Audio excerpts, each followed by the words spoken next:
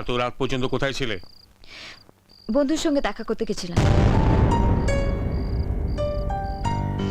তা তোমার এই বন্ধুর নামটি কি? নবাব? জানোই যখন তখন জিজ্ঞেস করছো কেন বাবা?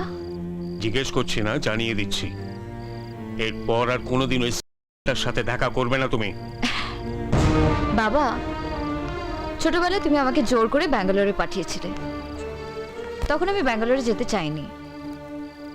সেদিন তুমি আমার কথা শোনোনি, আজ আমি তোমারও কথা শুনবো না। হোয়াট? নন্দা, গুরুজনদের সঙ্গে এভাবে কথা বলে না। মা, বাবা যদি আমার সঙ্গে এইভাবে কথা বলে তাহলে তো আমিও। আশ্চর্য! তোমাকে ব্যাঙ্গালোরে পাঠিয়ে কোনো লাভ হয়নি দেখছি। আমাকে নিয়ে তুমি হিসেব করছো বাবা?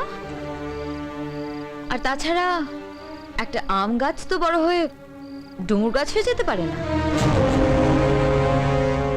মা, আমার বয়স জানো কত?